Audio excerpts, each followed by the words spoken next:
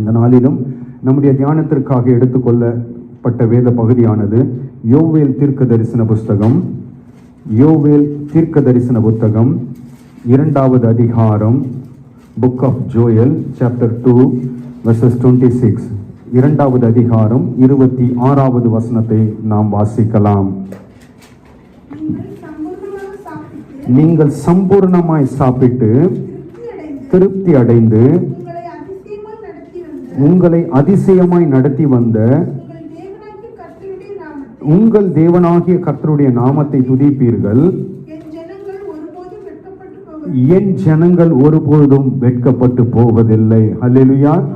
கர்த்தர் இந்த நாளிலும் நமக்கு கொடுக்கிற வார்த்தை என்னவென்றால், என் ஜனங்கள் ஒருபோதும் வெட்கப்பட்டு போவதில்லை.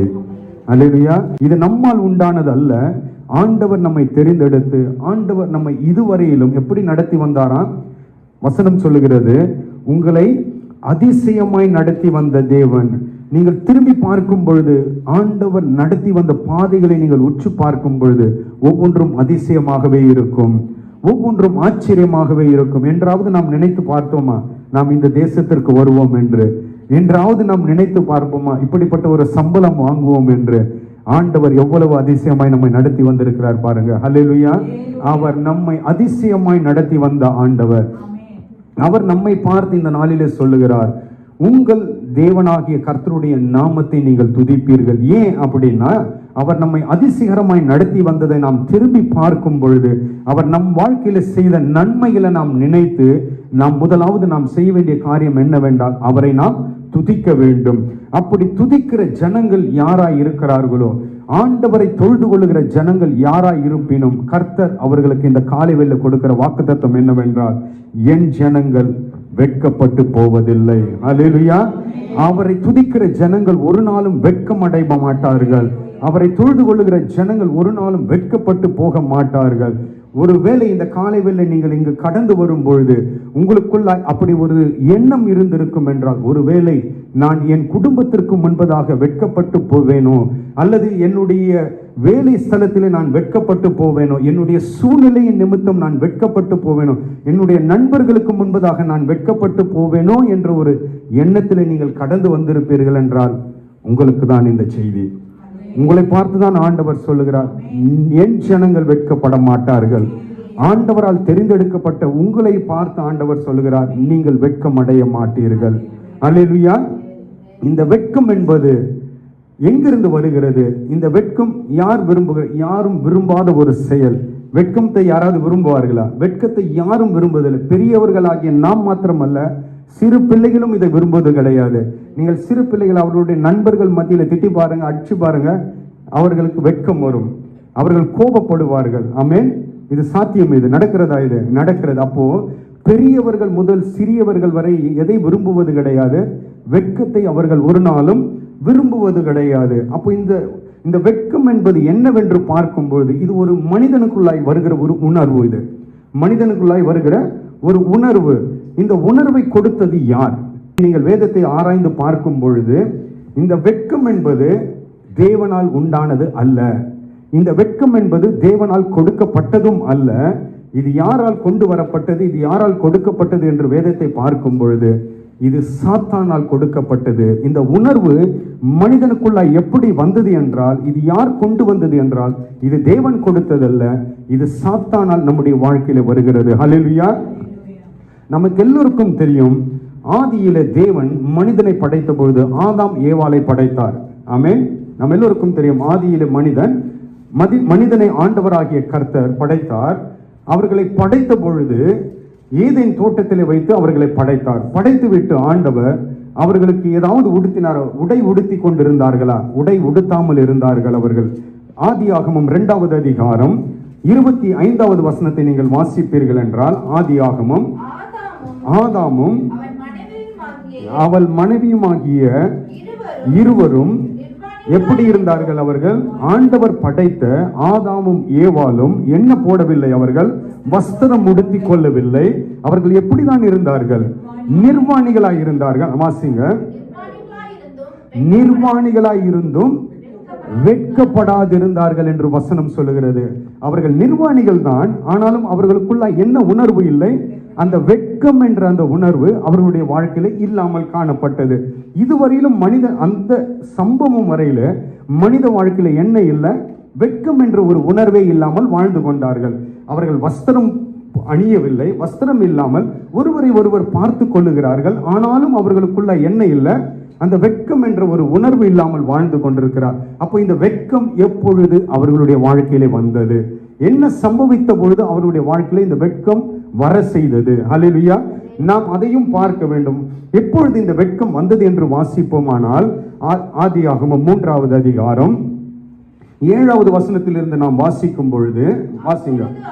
அப்பொழுது அவர்கள் யாரு? ஆதாமும் ஏவாளும், அவர்கள் இருவருடைய கண்களும் திறக்கப்பட்டது. பாருங்க, 2வது வசனம், 2வது அதிகாரம் 25வது வசனத்தில் வாசித்தோம். நிர்வாணிகளாய் இருந்தும் அது அவர்களுக்கு அந்த உணர்வு இல்லாமல் இருந்தது. இப்பொழுது இந்த 7வது வசனத்தில் வாசிக்கிறோம், அவர்கள் இருவருடைய கண்களும் திறக்கப்பட்டது. அவர்கள் தாங்கள் நிர்வாணிகள் என்று அறிந்து அத்தியிலைகளை தைத்து அரைக்கச்சைகளை உண்டு பண்ணினார். இப்பொழுது அவர்களுக்கு என்ன உணர்வு வந்து விட்டது? அந்த வெட்கம் என்ற உணர்வு அவர்களுக்குள்ளாய் வந்து விட்டது. உடனே இதற்கு முன்பதாக இருவரும் ஒருவருக்கு ஒருவர் பார்த்து கொள்ளுகிறார்கள், வெட்கம் வரவில்லை. இப்பொழுது அவர்களுடைய மனக்கண்கள் திறக்கப்பட்ட பொழுது அவர்களுக்குள்ளாய் வெட்கம் என்ற ஒரு சம்பவம் வருகிறது. உடனே அவர்கள் என்ன செய்கிறார்கள்? இப்பொழுது தாங்கள் நிர்வாணிகள் என்று அறிந்து கொள்ளுகிறார்கள். உடனே அவர்கள் என்ன செய்கிறார்கள்? அத்தி இலைகளை கொண்டு ஒரு வஸ்திரத்தை உடுத்தி, அத்திலைகளை கொண்டு அவர்கள் செய்து ஒரு வஸ்திரத்தை செய்து அவர்கள் என்ன பண்ணுகிறார்கள்? அரைக்கச்சையை உண்டு பண்ணி உடுத்தி கொள்ளுகிறார்கள். எப்பொழுதும் போலவே ஆண்டவராகிய கர்த்தர் ஆதாமையும் ஏவாளையும் சந்திக்கும்படியாய் தோட்டத்திற்கு வருகிறார்.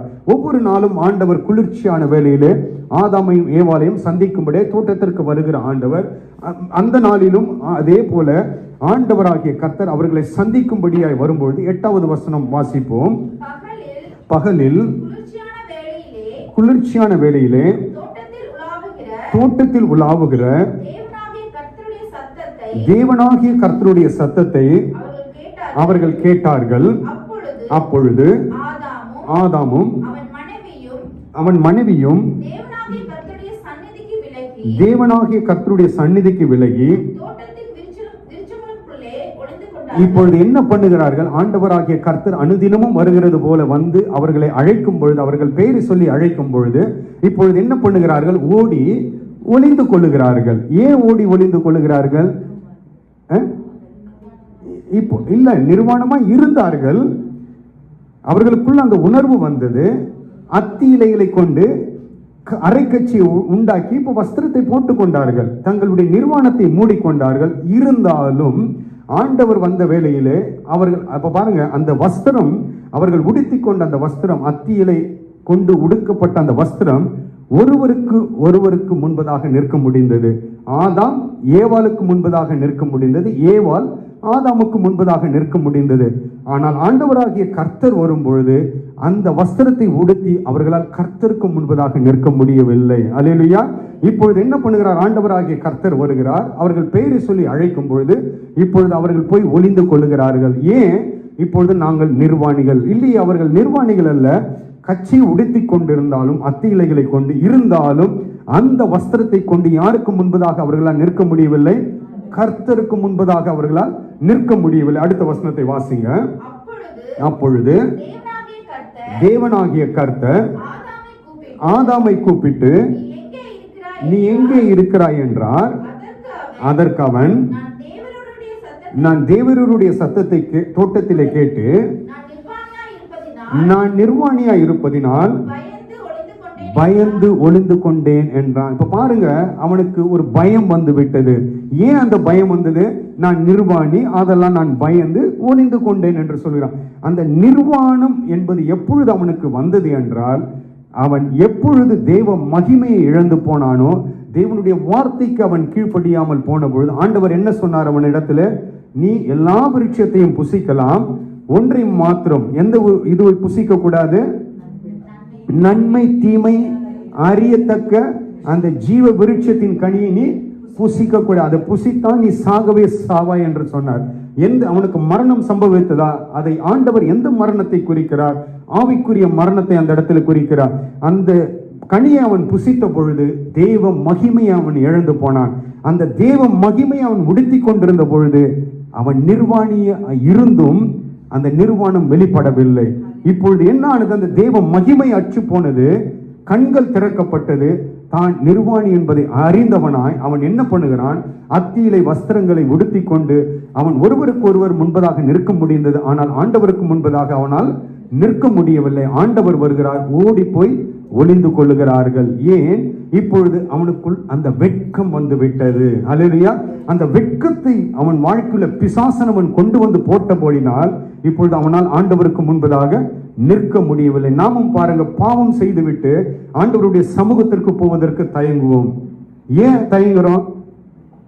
அந்த வெட்கம், நான் பாவம் செய்து விட்டேனே என்ற ஒரு குற்ற உணர்வு நமக்குள் வரும் பொழுது ஆண்டவருடைய சமூகத்திற்கு போவதற்கு நாம் தயக்கம் காட்டுவோம். இப்பொழுது ஆண்டவர் வருகிறார், பார்க்கிறார், இவன் தவறு செய்து விட்டான் என்பது ஆண்டவருக்கு புரிந்தாயிற்று. உடனே ஆண்டவர் என்ன செய்தார்? இது இப்படியே போட்டன் விட்டுவிடவில்லை. ஆண்டவராகிய கர்த்தர் உடனே அதற்கு ஒரு முடிவை கொண்டு வருகிறார். ஆமே. உடனே இப்பொழுது என்ன செய்கிறார்? ஒரு முடிவை கொண்டு வருகிறார். வாசிப்போம். அதே 3வது அதிகாரம் 21வது வசனத்தை வாசிப்போம். தேவனாகிய கர்த்தர் ஆதாமுக்கும் அவன் மனைவிக்கும் தோல் உடைகளை உண்டாக்கி அவர்களுக்கு உடுத்தினார். இப்பொழுது ஆண்டவரே ஒரு வஸ்திரத்தை உருவாக்கி ஆண்டவரே தன்னுடைய வஸ்திரத்தை அவனுக்கு உடுத்துவித்து அவனுடைய நிர்வாணத்தை மூடுகிறார். ஏன் அவனுடைய நிர்வாணத்தை மூடுகிறார்? அந்த நிர்வாணம் மூடப்பட்டால் ஒழிய அவனுடைய வாழ்க்கையிலிருந்து வெட்கம் போகுவது கிடையாது. அல்லேலூயா. இப்ப வெட்கத்தை மூட வேண்டும் என்றால் முதலாவது ஆண்டவர் நிர்வாணத்தை மூடிதான் ஆக வேண்டும். அந்த நிர்வாணத்தை ஆண்டவர் மூடும் பொழுது அவனுடைய வாழ்க்கையிலிருந்து என்ன மூடப்படுகிறது? வெட்கம் என்ற அந்த உணர்வு சேர்த்து மூடப்படுகிறது. அல்லேலூயா. இப்பொழுது நாம் வாசித்தோம். இப்பொழுது ஆண்டவர் நம்மை பார்த்து சொல்கிறார், ஒருவேளை கடந்த நாட்களிலே, கடந்து போன காலங்களிலே நாம் வெட்கத்தை அனுபவித்திருப்போம் என்றால், அல்லது வெட்கப்பட வேண்டிய ஒரு சூழ்நிலைக்குள்ளாய் நாம் தள்ளப்பட்டு இருப்போம் என்றால், ஆண்டவர் இன்று உங்களை பார்த்து சொல்லுகிறார், உங்களுக்கும் ஆண்டவர் அப்படி ஒரு வஸ்திரத்தை போட்டு மூடி இருக்கிறார். இனி என் ஜனங்கள் வெட்கப்பட்டு போவதில்லை என்று ஆண்டவர் சொல்லுகிறார். வாசிப்போம். ஏசாயா தீர்க்கதரிசன புஸ்தகம், ஏசாயா தீர்க்கதரிசன புஸ்தகம் 29வது அதிகாரம். ஏசாயா தீர்க்கதரிசன புஸ்தகம் 29, 22வது வசனத்தை வாசிப்போம். ஆகையால் ஆபிரகாமை மீட்டுக் கொண்ட கர்த்தர் யாக்கோபின் வம்சத்தை குறித்து இனி யாக்கோபு வெட்கப்படுவதில்லை, இனி அவன் முகம் செத்து போவதில்லை என்று ஆண்டவர் சொல்லுகிறார். உங்களை பார்த்து ஆண்டவர் யாக்கோபின் சந்ததியான உங்களை பார்த்து ஆண்டவர் சொல்லுகிறார், இனி நீங்கள் வெட்கப்பட்டு போவது கிடையாது. ஒருவேளை நீங்கள் அப்படி போய் இருக்கலாம், கடந்த நாட்களில் அனுபவித்திருக்கலாம், இனி அப்படி சம்பவிக்க போவதில்லை. ஏன் அப்படி சம்பவிக்க போவதில்லை? ஏன் யாக்கோபு இனி வெட்கப்பட்டு போவதில்லை என்றால், அதற்கு அடுத்த பகுதி ஆண்டவர் சொல்கிறார், இனி அவன் முகம் செத்து போவதும் இல்லை. அப்போ நாம் வெட்கப்படும் பொழுது நம்முடைய முகம் எதற்கு சமமாய் மாற்றப்படுகிறது? ஒருவன் வெட்கப்படுகிறான் என்றால் அவன் எதற்கு சமானமாய் மாறி போகிறான் என்றால், மரித்தவனுக்கு சமமாக அவன் முகம் மாறி போகிறது.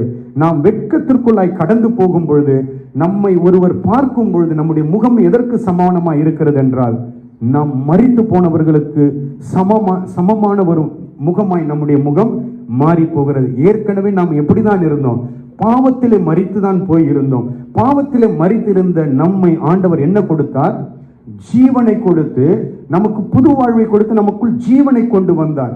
ஜீவனை கொடுத்த ஆண்டவர் மீண்டும் நம்மை மரணமாய் அல்லது நம்முடைய முகம் மரித்து போன முகமாய் பார்ப்பதற்கு ஆண்டவர் ஒரு நாளும் விருப்பப்பட மாட்டார். அல்லேலூயா. அதனால தான் ஆண்டவர் சொல்லுகிறார், யாக்கோபு இனி வெட்கப்பட்டு போவது கிடையாது. ஒருவேளை நீங்கள் உங்களுடைய சம்பவங்கள் சூழ்நிலைகள் அப்படி இருந்திருக்கலாம். ஒருவேளை இப்பொழுது நீங்கள் அப்படிப்பட்ட ஒரு சூழ்நிலைகளுக்குள்ளாய் கடந்து போகலாம். யாக்கோபை குறித்து நமக்கு நன்கு தெரியும். யாக்கோபு ஒரு சூழ்நிலை வரும் பொழுது வீட்டை விட்டு துரத்தப்பட்டான். வீட்டிலிருந்து வெளியே வந்த பொழுது வெறும் கையோடு வந்தான். இன்று நாம் பாடினோம் பார்த்தீங்களா அந்த பாடல்? வெறும் கையோடு வந்தான். அவன் போகிற இடம் எங்கே என்று அவனுக்கு தெரியவில்லை. அப்படிப்பட்ட ஒரு சூழ்நிலைகளுக்குள்ளாய் கடந்து போனான். ஒரு நாள் வந்தது, மீண்டும் அவன் குடும்பத்தோடு சேர்க்கும்படியாய் திரும்பி வந்தான். அதுதான் நாம் பாடின அந்த பாடல். அவன் வெறும் கையோடு திரும்பி போனான். திரும்பி வரும்போது 2 பரிவாரங்களோடு கர்த்தர் அவனை திரும்பி கொண்டு வந்தார். ஒருவேளை நீங்கள் அப்படிப்பட்ட சூழ்நிலையில் இருக்கலாம் என்று, வெறும் கையோடு நீங்கள் நின்று கொண்டிருக்கலாம். அனாதையை போல நீங்கள் நின்று கொண்டிருக்கிற உங்களுக்கு ஆண்டவர் சொல்லுகிறார், 2 பரிவாரங்களோடு நீங்கள் திரும்பி போவீர்கள். அல்லேலூயா. வெறும் கையோடு நின்று இருக்கிற உங்களுக்கு ஆண்டவர் சொல்லுகிறார், நீங்கள் இந்த தேசத்தை விட்டு திரும்பி போகும்போது யாக்கோபை போல 2 பரிவாரங்களோடு நீங்கள் திரும்பி போவீர்கள். ஆமென். விசுவாசித்தீர்களானால் உங்களுக்கு அப்படியே ஆகும். ஆண்டவராகிய கர்த்தர் அதுதான் சொல்லுகிறார். யாக்கோபு இனி வெட்கப்பட்டு போவதே கிடையாது. யாக்கோபின் முகம் இனி எப்படி இருக்காது? செத்த முகத்தை போல இருக்காது என்று ஆண்டவராகிய கர்த்தர் என்று சொல்லுகிறார். இவ்வளவு வாக்கு கொடுத்த ஆண்டவர், இவ்வளவு வாக்கு தத்தங்களை கொடுக்கிற ஆண்டவர் மீண்டும் மீண்டும் சொல்கிறார், என் ஜனங்கள் வெட்கப்பட்டு போவதில்லை என்று. அப்படி இருந்தும் நம்முடைய வாழ்க்கையில ஏன் வெட்கம் வருகிறது? நாம் ஒரு கேள்வி கேட்டு பார்க்க வேண்டும். ஏன் அப்படிப்பட்ட ஒரு சூழ்நிலைக்குள்ளாய் நாம் ஒரு சில வேளைகளிலே கடந்து போகிறோம்? ஏன் இதற்கு காரணம் என்னவென்று நீங்கள் வாசிப்பீர்கள் என்றால், ஏன் நம்முடைய வாழ்க்கையில வெட்கம் வருகிறது என்று வேதத்தை நீங்கள் ஆராய்ந்து பார்க்கும் பொழுது எனக்கு ஒரு 3 விதமான காரியங்கள் கிடைத்தது. ஒன்று, முதலாவது ஏன் நம்முடைய வாழ்க்கையில வெட்கம் வர காரணம் என்னென்றால், முதலாவது நீதிமொழிகளின் புஸ்தகம் வாசிப்போம். நீதிமொழிகளின் புத்தகம் 11வது அதிகாரம், நீதிமொழிகள் 11:2 நாம் வாசிக்கலாம். அகந்தை வந்தால் இலட்சியம் வரும், தாழ்ந்து சிந்தை உள்ளவர்களிடத்தில் ஞானம் உண்டு. அகந்தை என்றால் என்னவென்றால் பெருமை. பெருமை யாரிடத்தில் வருகிறதோ இலட்சியம் வரும். லட்சியம் என்னவென்றால் வெட்கத்திற்கு இன்னொரு வார்த்தை தான் லட்சியம். ஆங்கிலத்தில் வாசிப்போம் அந்த வார்த்தையை, வசனத்தை. when pride comes then comes shame. அதாவது யாருடைய வாழ்க்கையில பெருமை வருகிறதோ அவருடைய வாழ்க்கையில என்ன வருமா? வெட்கம் வரும். அல்லேலூயா. பெருமைகள் இது பாருங்க, இந்த பெருமை என்பது யார் கொண்டு வந்து போடுற தெரியுங்களா? இது தேவன் கொண்டு வருவது கிடையாது. நாம் வெட்கப்பட வேண்டும் என்பதற்காக இது சாத்தான் நம்முடைய வாழ்க்கையில கொண்டு வருகிற ஒரு செயல் இது. ஏனென்றால் நாம் ஆண்டவருக்கும் மனிதனுக்கு முன்பதாக ஆண்டவர் நம்மை தண்டிக்க வேண்டும் என்பதற்காக, வெட்கத்தை அனுமதிக்க வேண்டும் என்பதற்காக பிசாசானவன் என்ன செய்கிறான்? நம்மை அறியாமலே என்ன செய்கிறான்? நமக்குள் பெருமைகளை கொண்டு வந்து நமக்குள் விதைத்து விடுகிறான். இந்த பெருமைகள் பல வழிகளிலே வசனத்தின் பிரகாரம் 4 விதத்திலே வருகிறது. நாம் அதெல்லாம் தியானிக்க போவதில்லை. 4 விதத்திலே ஒரு ஆவிக்குரிய மனிதனுடைய வாழ்க்கையில பெருமைகள் வருகிறது. முதலாவது, எந்த காரியத்திலிருந்து அவனுக்கு பெருமை வருகிறது என்றால் அவனுடைய இனத்தினால் உண்டாகிற பெருமை. எதனால? இனத்தினால் உண்டாகிற பெருமை. Pride of race. அதாவது சொல்லுவாங்க, ஒரு சிலர் சொல்லுவாங்க பார்த்தீங்களா, ஜாதி பெருமைன்னு சொல்லுவாங்க பாருங்க. என்ன பெருமை? ஜாதி பெருமை. நான் எந்த ஜாதியிலிருந்து வந்தேன் தெரியுங்களா? ஆண்டவர் சொல்றார், இந்த கூட்டம்லாம் என்ன ஆகும்? ஒரு நாள் வெட்கப்பட்டு போகும். இந்த கூட்டம் ஒரு நாள் என்ன செய்யும்? வெட்கப்பட்டு போகும். இது ஜாதி, அதாவது இனத்தினால் வருகிற பெருமை. அடுத்தது முக அழகினால் வருகிற பெருமை. முக அழகினால் வருகிற, இது ஆண்களை பாதிக்காது பெரும்பாலும். இந்த பெருமை யாரும் பாதிக்காது. இது ஆண்களை பெரும்பாலும் பாதிக்காது. இது பாதிப்பது யாரை வென்றால் பெண்களை மாத்திரமே இந்த பாதிப்பு கொண்டு வரும். அல்லேலூயா. அவர்கள் ஜாக்கிரதையாக இருக்க வேண்டும். எதனால? இது நிமித்தம் அவர்களுடைய வாழ்க்கையில என்ன உண்டாகும்? வெட்கம் உண்டாகும். அப்படிப்பட்ட முக அழகினால், பியூட்டின்னு பேசுறோம் பார்த்தீங்களா? பியூட்டின்னு பேசும்போது கொஞ்சம் ஜாக்கிரதையா இருக்க வேண்டும். அதற்கு பின்பதாக என்ன இருக்கிறது? வெட்கம் ஒன்று வைக்கப்பட்டிருக்கிறது என்று நாம் உணர்வோடு இருக்க வேண்டும். அப்ப இரண்டாவது காரியம் எதனால் ஒருவருக்கு பெருமை உண்டாகிறது என்றால், முதலாவது இனத்தினால் வருகிற பெருமை, முக அழகினால் வருகிற பெருமை. மூன்றாவது இடத்தினால் வருகிற பெருமை. இடம். ஒரு சிலர் சொல்லுவாங்க, நான் எந்த ஊருக்காரர் தெரியுங்களா? இது இந்த யூரோப்பியன்ஸ்லாம் இது ஒரு பெருமை உண்டு. அமெரிக்கன்ஸ், யூரோப்பியன்களாம் அவங்க பார்த்தீங்கன்னா ரொம்ப பெருமையா சொல்லுவாங்க, நான் அமெரிக்கன், நான் எது யூரோப்பியன். அது எப்போ தெரியுமா அவங்களுக்கு புரிய வைத்தார் ஆண்டவர்? கோவிட் வந்தப்போ புரிய வைத்தார் அவர்களுக்கு. பெருமையா இருந்தவங்களாம் கவுத்து போட்டார் ஆண்டவர். யார் பெருமையோடு நடந்தார்களோ முதல் அடி அவங்களுக்கு தான் விழுந்தது. அல்லேலூயா. பெருமை வரும் என்றால் நிச்சயமாய் அதற்கு தொடர்ச்சியாக பின்பதாக என்ன வரும்? வெட்கம் வரும். அப்ப மூன்றாவது எதினால் வருகிறது? இடத்தினால் வருகிறது. நான்காவது கிருபையினாலும் பெருமை வரும். ஏதாவது கிருபையினாலும் இது எப்படி சாத்தியம் என்று நாம் கேட்கலாம். எத்தனை ஊழியக்காரர் நாம் பார்க்கிறோம் இன்னைக்கு. ஆண்டவர் வரங்களை கொடுக்கிறார். யார் கொடுப்பது வரங்கள்? ஆண்டவரால் கொடுக்கப்படுகிறது வரம். இந்த வரத்தை பெற்றுக்கொண்ட ஊழியக்காரர்கள் யாரை முதன்மைப்படுத்துகிறார்கள்? அவர்களை அல்லவா முதன்மைப்படுத்துகிறார். அவர்களுடைய பெயருக்காக, அவர்கள் பெயர் தான் முன்பதாக வந்து நிற்கிறது. பெருமை, ஆண்டவர் வரத்தை கொடுக்கிறார். அது யாருக்காக பயன்படுத்த வேண்டும்? ராஜ்யத்திற்காக பயன்படுத்த வேண்டும். அவர்கள் என்ன செய்கிறார்கள்? அவர்களை கொண்டு காரியங்கள் நடக்கும் பொழுது, அவர்களை கொண்டு ஆண்டவர் வரங்கள் செயல்படுத்தும் பொழுது பெருமை தானாக அவர்களுக்குள்ளாய் வந்து விழுந்து போகிறார்கள். அப்போ அவர்களுடைய வாழ்க்கையில ஏன் வெட்கம் வருகிறது என்றால், 4 இதெல்லாம் வசனத்திற்குள்ளாய் போனால் நேரம் எடுக்கும். நான் உங்களுக்கு மேலோட்டமாக சொல்லுகிறேன். அப்போ ஒருவர் வாழ்க்கையில பெருமை வரும் என்றால், இந்த பெருமை அவர்களுக்கு வெட்கத்தை கொண்டு வரும். 4 விதத்திலே ஒருவர் வாழ்க்கையிலே பெருமைகள் வரலாம். Pride of race, pride of face, pride of place, pride of grace. இந்த 4 விதத்திலே ஒருவர் வாழ்க்கையிலே பெருமைகள் வரலாம். அடுத்ததாக ஒருவர் எப்படி வெட்கம் பட முடியும் என்றால், நீதிமொழிகள் 29வது அதிகாரம், நீதிமொழிகள் 29 15வது வசனத்தை வாசிப்போம். பிறம்பும் கடிந்து கொள்ளுதலும் ஞானத்தை கொடுக்கும். தன் இஷ்டத்திற்கு விடப்பட்ட பிள்ளையோ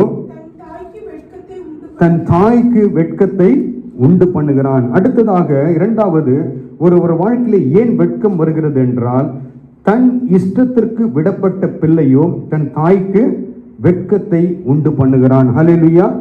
எந்த பிள்ளை தன் இஷ்டத்திற்கு விடப்படுகிறார்களோ, தன் இஷ்டத்திற்கு போகும்படியா அனுமதிக்கிறார்களோ, அந்த பெற்றோர்கள் முதலாவது அவர்கள் வாழ்க்கையில் வருவது கண்ணீர், இரண்டாவது அவர்கள் வாழ்க்கையில் வருகிறது வேதனை, மூன்றாவது அவர்கள் வாழ்க்கையில் வருவது வெட்கம். அல்லேலூயா. நீங்கள் இன்று ஆவிக்குரிய வாழ்க்கையில பார்க்கலாம், அநேக பெற்றோர்கள் கண்ணீர் வடிக்கிறதை பார்க்க முடியும். குறிப்பாக இந்த காலகட்டத்திலே வாலிப பிள்ளைகளின் நிமித்தம் எத்தனை பெற்றோர்கள் கண்ணீர் வடிக்கிறார்கள். ஏன்? காரணம் என்னவென்றால், பிள்ளைகளை வளர்க்க வேண்டிய விதத்தில் வளர்க்காததுதான் அதற்கு காரணம். ஆமென். சிறு வயதிலிருந்து வசனம் என்ன சொல்லுகிறது? பிள்ளையாண்டானை நடத்த வேண்டிய விதத்திலே நடத்து, முதிர் வயதிலும் அவன் அதை விடாமல் காத்து கொள்ளுவான். அப்ப சிறு வயது முதலே பிள்ளைகளை ஆண்டவருக்கு நேராய், ஆண்டவருடைய வசனத்தின் பிரகாரம் நாம் நடத்த வேண்டும். அவர்கள் இஷ்டத்திற்கு நாம் விடும் பொழுது ஒரு நாள் வரும், நாம் வெட்கப்பட்டு போவோம். அல்லேலூயா. வேதத்தில் ஒரு நல்ல உதாரணம் அதற்கு இருக்கிறது. ஏலியின் பிள்ளைகள். ஏலியினுடைய பிள்ளைகள், முதல் பிரதான ஆசாரியனாகிய ஏலிக்கு 2 பிள்ளைகள், ஓப்னி, பினகாஸ். 2 பிள்ளைகள் அவர்களுக்கு இருந்தார்கள். அந்த பிள்ளைகளுக்கு வசனம் சொல்லுகிறது, ஆண்டவருக்கு கொடுக்க வேண்டிய பிரதானத்தை கொடுக்காமல் பிள்ளைகளுக்கு அவன் பிரதானத்தை கொடுத்தான் என்று வசனம் சொல்லு. யாருக்கு பிரதானம் கொடுக்க வேண்டும்? பிள்ளைகள் யாரால் வந்தது? கர்த்தரால் வந்தது. நம்ம எல்லோருக்கும் நன்கு தெரியும். பிள்ளை யாரால் வந்தது? கர்த்தரால் வந்தது. கர்த்தர் கொடுத்து விட்டார். இப்பொழுது பிரதானம் யாருக்கு? பிள்ளைக்கா ஆண்டவருக்கா? கொடுக்குறோமா? உண்மையா செய்யறோமா? நம்ம அதை இல்ல, ஆண்டவர் தான் பிள்ளையை கொடுக்கிறார். வசனம் என்ன சொல்லுகிறது? பிள்ளைகள் கர்த்தரால் வருகிற சுதந்திரம், கர்ப்பத்தின் கனி ஈவு. அது அவர் கொடுக்கிற ஈவு. அவர் ஈவா கொடுத்துட்டார், நம்மளுக்கு பிள்ளைகளை கொடுத்திருக்கிறார். பிள்ளைகளை வாங்கி கொண்டோம், பெற்றுக்கொண்டோம். இப்பொழுது நாம் வைத்து பார்ப்போம், நான் என் பிள்ளைக்கு முதலிடமா அல்லது கர்த்தருக்கு முதலிடமா? யாருக்கு நாம் முதலிடத்தை கொடுக்கிறோம்? பிள்ளைகளுக்கு தான். அம்மா சரியா சொன்னாங்க, பிள்ளைகளுக்கு தான் முதலிடம். இது பாருங்க, நம்மளுக்கு நிறைய வசனம் தெரிவது கிடையாது. ஆண்டவர் பிள்ளைகளை கொடுத்து நடத்துகிறார். மிகவும் எச்சரிக்கையா இருங்கள். பிள்ளைகள் சந்ததிக்கு ஆசீர்வாதமாக இருக்கும்படியாக தான் ஆண்டவர் பிள்ளைகளை கொடுக்கிறார். பெற்ற நாம் சாபமாகவும் மாறி போகும். வசனம், பிள்ளைகளை கொடுத்த ஆண்டவர் ஆசீர்வாதத்திற்காக தான் பிள்ளைகளை நமக்கு கொடுக்கிறார். அது சாபமாகவும் மாறி போக ஆண்டவர் விடுவார். அல்லேலூயா. உங்களுக்கு நான் வசனத்தை காண்பிக்கிறேன் இப்பொழுது. அப்ப நாம் மிகவும் எச்சரிக்கையாக இருக்கவும். பிள்ளைகளை பெற்ற நாம், இன்று நீங்கள் கொஞ்சம் உலகத்தை திரும்பி பாருங்கள், எத்தனை குடும்பம் இன்னும் பிள்ளைக்காய் ஏங்கிக் கொண்டிருக்கிறது. எத்தனை பெற்றோர்கள் பிள்ளை இல்லாமல் கண்ணீர் வடித்துக் கொண்டிருக்கிறார்கள். அவர்களுக்கெல்லாம் இல்லாத கிருபையும் ஆசீர்வாதமும் கர்த்தர் நமக்கு கொடுத்திருக்கிறார். அல்லேலூயா. கர்த்தர் ஏன் கொடுத்தார் உங்களுக்கு பிள்ளைகளை? இந்த பிள்ளையை நான் இந்த குடும்பத்தில் கொடுக்கும் பொழுது இந்த பிள்ளை எனக்காக வளர்க்கப்படும். யாருக்காக? கர்த்தருக்காக வளர்க்கப்படும் என்ற ஒரு நம்பிக்கையில தான் ஆண்டவர் பிள்ளைகளை நம் கரத்தில் கொடுக்கிறார். ஆனால் வாங்கி கொண்ட நாம், பெற்றுக்கொண்ட நாம் யாருக்கு பிரதானத்தை கொடுக்கிறோம்? பிள்ளைகளுக்கு தான் பிரதானத்தை கொடுத்து கொண்டிருக்கிறோம். இன்று ஆண்டவர் உங்களுக்கு சொல்லுகிறார், நீங்கள் இப்படியே உங்கள் பிள்ளைகளை வளர்ப்பீர்கள் என்றால் உங்களுக்கு சாபமாய் மாறிவிடும். அல்லேலூயா. பிள்ளைகள் ஆசீர்வாதமாய் இருக்க வேண்டும் என்றால் பிள்ளைகளுக்கு பெற்றோர்கள் பொறுப்பாய் இருக்க வேண்டும். பிள்ளைகளுக்கு தெரியாது, அது யாருக்கு தெரியாது?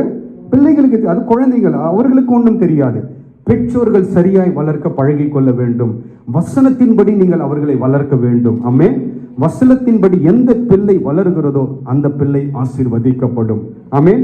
இதே இந்த நீதிமொழிகள் வாசித்தோம் பார்த்தீங்களா? 15வது வசனத்தை வாசித்தோம். 17வது வசனத்தை வாசிங்க. 29:17. உன் மகனை சிட்சை செய், அவன் உனக்கு ஆறுதல் செய்வான், உன் ஆத்துமாவுக்கு ஆனந்தத்தையும் உண்டாக்குவான். ஹல்லேலூயா. உன் பிள்ளையின் நிமித்தம் நீங்கள் சந்தோஷப்பட வேண்டும் என்றால், உங்கள் பிள்ளை நிமித்தம் நீங்கள் ஆசீர்வதிக்கப்பட வேண்டும் என்றால் பிள்ளையை சிட்சிக்க வேண்டும். சிட்சிக்க வேண்டும் என்றால் தவறு செய்யும் போது கண்டித்து உணர்த்த வேண்டும். இது தவறு, இது மாற்ற வேண்டும். நீங்கள் சிறு வயதிலிருந்தே அப்படி பழக்குவிப்பீர்கள் என்றால் பிள்ளைகள் மூலமாய் உங்களுக்கு சமாதானமும் ஆனந்தமும். அதான் வசனம் சொல்லுகிறது, உன் மகனை சிட்சை செய், அவன் உனக்கு ஆறுதலாய் இருப்பான். அது உங்களுக்கு ஆறுதலாய் மாறும், உங்கள் ஆத்மாவுக்கு ஆனந்தத்தை கொண்டு வரும். அல்லேலூயா. உங்கள் பிள்ளைகள் நிமித்தம் உங்களுக்கு கண்ணீரை நாம் விரும்புகிறோமா, சந்தோஷத்தை விரும்புகிறோமா? சந்தோஷம் வேணும்னா உங்கள் பிள்ளைகளை நீங்கள் சிட்சித்து தான் ஆக வேண்டும். அல்லேலூயா. இதை பெற்றோர்கள் இந்த காலகட்டத்தில் குறிப்பாய் செய்வது கிடையாது. இந்த காலகட்டத்தில் பிள்ளைகளை இப்படி வளர்ப்பது கிடையாது. வசனம் சொல்லுகிறது, 15வது வசனம் சொல்லுகிறது, பிரம்பும் கடிந்து கொள்ளுதலும் அவசியம். இன்னைக்கு நாம் ஒருவேளை திட்டலாம், கடிந்து கொள்ளலாம். எத்தனை பெற்றோர்கள் பிரம்பை எடுக்கிறோம்? வசனம் சொல்லுகிற எடுத்து தான் ஆக வேண்டும். எடுக்க வேண்டிய நேரத்தில் நீங்கள் எடுத்து தான் ஆக வேண்டும். சரி செய்ய வேண்டிய நேரத்தில் சரி செய்தால் உங்களுக்கு ஆனந்தம், உங்களுக்கு சந்தோஷம். இல்லை என்றால் என்ன வரும்? அதற்கு அப்படியே ஆப்போசிட்டா வரும். வசனத்திற்கு அப்படி கண்ணீர் தான் நம்முடைய வாழ்க்கையில பார்க்க முடியும். நம்முடைய ஆத்மா என்னவாய் மாறும்? ஆனந்தமாய் இருக்காது, கண்ணீரினால் நிரப்பப்பட்டு காணப்படும். அப்ப நாம் என்ன செய்ய வேண்டும்? பிள்ளைகளை நடத்த வேண்டிய விதத்திலே நடத்தும். அவங்க இஷ்டத்திற்கும் நாம் விடும் பொழுது என்னவாகும்? ஆவிக்குரிய வாழ்க்கையில என்னவாகும்? அது வெட்கத்தை பெற்றோருக்கு கொண்டு வரும். நம் பிள்ளைகள் பாதுகாக்கப்பட வேண்டும் என்றால், நம் பிள்ளைகள் குழியிலே விழாமல் போக இருக்க வேண்டும் என்றால், பெற்றோர்களாகிய நீங்கள் கண்ணீர் வடிக்காமல் இருக்க வேண்டும் என்றால் உங்கள் பிள்ளைகளுக்கு நீங்கள் உத்தரவாதம். அல்லேலூயா. எத்தனை பெற்றோர்கள் நீங்கள் உங்கள் பிள்ளைகளுக்காய் கண்ணீர் விடுகிறீர்கள்? எத்தனை பேர் ஜெபிக்கிறீர்கள்? முதலாவது, அப்புறம் கண்ணீர் விடுங்க. எத்தனை பேர் நாம் ஜெபிக்கிறோம் பிள்ளைகளுக்காக? அல்லேலூயா. பிள்ளைகளுக்காக ஜெபியுங்கள். ஆண்டவர் உங்கள் கையில உங்களை நம்பி கொடுத்திருக்கிறார். அல்லேலூயா. ஒரு நாள் ஒன்று வரும், அன்று ஆண்டவர் கணக்கு கேட்பார். நான் என் வசனத்தின் பிரகாரம் உங்களுடைய பிள்ளைகளை நீங்கள் வளர்த்தீர்கள், ஆண்டவர் கேட்பார். அன்று உங்களால் பதில் சொல்ல முடியவில்லை என்றால் நீங்கள் என்ன பரிசுத்தவான்களா இருங்க, பரிசுத்த வாட்டியா இருங்க, நரகம் தான் நமக்கு. உன் குடும்பத்தை நீ சரியாய் நடத்தவில்லை என்றால், நீ என்ன பரிசுத்தவானா இருந்தால் ஆண்டவர் சொல்வார், உள்ள போ, அங்க போன்னுவார். எங்க? நரகத்திற்கு நேராய் போய். ஏன் என்றால் உன் குடும்பத்தை நீ சரியாய் நடத்தவில்லை. உன் பிள்ளை உன் நிமித்தம் எங்க இருக்கிறான்? இப்பொழுது அவனும் நரகத்தில் இருக்கிறான், நீயும் அங்க போன்னு சொல்லுவார் ஆண்டவர். அப்ப நாம் என்ன செய்ய வேண்டும்? வசனம் நமக்கு சொல்லிக் கொடுக்கிற பிரகாரம் உன் பிள்ளையை சிட்சிக்க வேண்டியதுல சிட்சிய. ஒன்னும் மறிச்செல்லாம் போக மாட்டான். ஒரு அடி அடிக்கிறதுனால ஒன்றும் கிடையாது, திட்டத்தினால ஒன்றும் ஆக போறது கிடையாது. அது நிமித்தம் உங்களுக்கு என்ன உண்டாகும்? சந்தோஷம் உண்டாகும். அல்லேலூயா. இதை நாம் பழகி கொள்ள வேண்டும். இப்படி செய்கிறவர்களுக்கு ஒரு நாளும் வெட்கத்தை காண மாட்டார்கள். ஏலியை குறித்து நான் உங்களுக்கு சொன்னேன். அந்த வசனத்தை மாத்திரம் நாம் வாசிக்கலாம். 1 சாமுவேலின் புத்தகம் 2வது அதிகாரம், 1 சாமுவேல் 2வது அதிகாரம் 29வது வசனத்தை வாசிப்போம். 1 சாமுவேல் 2வது அதிகாரம் 29வது வசனத்தை கடைசி பகுதியை வாசிங்கள். அதுல நீ என்னை பார்க்கிலும் உன் குமாரரை மதிப்பானேன். யாரை பார்க்கிலும்? கர்த்தரை காட்டிலும் குமாரனுக்கு முக்கியத்துவம். யாரை காட்டிலும்? தேவனுக்கு கொடுக்க வேண்டிய பிரதானத்தை காட்டிலும் யாருக்கு பிரதானம் கொடுக்கப்படுகிறதாங்க? அதான் வசனம். நீ என்னை பார்க்கிலும், யாரு? ஆண்டவராகிய கர்த்தர் கேட்கிறார் ஏலியை பார்த்து, நீ என்னை பார்க்கிலும் உன் குமாரரை மதிப்பானேன். யாரை மதிக்க வேண்டும்? நாம் ஆண்டவராகிய கர்த்தரை அல்லவா மதிக்க வேண்டும். இந்த இடத்துல ஏலி யாரை பிரதானப்படுத்துகிறான்? பிள்ளைகளை பிரதானப்படுத்துகிறான். ஆண்டவர் பாருங்க, அதுக்கு பதில் கொடுக்கிறார் பாருங்க. 33வது வசனத்தை வாசிங்க. என் பலிபீடத்தில் சேவிக்க நான் உன் சந்நிதியில் நிர்மூலமாக்காதவர்களோ. பாருங்க, ஆண்டவர் ஒரு கூட்டத்தை வைக்கிறார், ஒரு சிறு கூட்டத்தை ஆண்டவர் வைக்கிறார் சந்ததியில். எதுக்காக? அவர்கள் கண்கள், பெற்றோரின் கண்கள் பூத்து போகும்படியாகவும். எதற்காக பிள்ளைகளை ஆண்டவர் வைக்கிறாரு? உங்களுக்கு வேதனை கொண்டு வரும்படியா, பெற்றோர்களுக்கு வேதனை கொண்டு வரும்படியா. ஹல்லேலூயா. பிள்ளைகளை நடத்த வேண்டிய விதத்திலே நடத்தவில்லை என்றால், பிள்ளைகளை ஆண்டவருக்கு மேலே நீங்கள் உயர்த்துவீர்கள் என்றால், வசனம் தான் சொல்லுகிறது, என்னை காட்டிலும் உன் குமாரனை மதிப்பானேன், அவன்களை உயர்த்துவீர்கள் என்றால், ஆண்டவருக்கு 2வது இடம், பிள்ளைகளுக்கு முதல் இடம் என்று கொடுப்பீர்கள் என்றால், ஆத்மாவுக்கு என்ன உண்டாகும்? அங்க வேதனை உண்டாகும். அல்லேலூயா. தொடர்ந்து வாசிங்க. உன் வம்சத்தில் உள்ள யாவரும் வாழ வயதிலே சாவார்கள். வசனம் பார்த்தீங்களா? எவ்வளவு கடுமையா இருக்குது பார்த்தீங்களா? ஆசீர்வாதத்திற்காக பிள்ளைகளை கொடுக்கிறார், சந்ததியாய் கடந்து போக வேண்டும் என்று பிள்ளைகளை கொடுக்கிறார். இப்பொழுது ஆண்டவர் என்ன பண்ணுகிறார்? பிரதானம் ஆண்டவருக்கு கொடுக்காமல் பிள்ளைகளுக்கு கொடுக்கும் பொழுது அங்கு அப்படியே சந்ததியை முடித்து விடுகிறார். அதற்கு அடுத்த ஜெனரேஷன் போகாதபடி வாழ வயதிலே, இளம் வயதிலே பிள்ளைகள் மரித்து போகிறார்கள். ஆமென். அப்புறம் அதற்கு அடுத்தது என்ன கிடையாதுங்க? ஜெனரேஷன் கிடையாது, சந்ததி கிடையாது. இப்போ நான் சொல்ல, என்னுடைய ஜெனரேஷன் என் பையன், அவனுடைய ஜெனரேஷன் வந்தாதான் என் ஜெனரேஷன் அப்படியே தொடர்ந்து போகுது. இங்கோடு முடிந்து விட்டால் என்ன? அது என்னுடைய ஜெனரேஷன் முடிந்து போய் விட்டது. அதுதான் அதனுடைய அர்த்தம். ஏலியினுடைய ஜெனரேஷன் அங்கே முடிந்து விட்டது.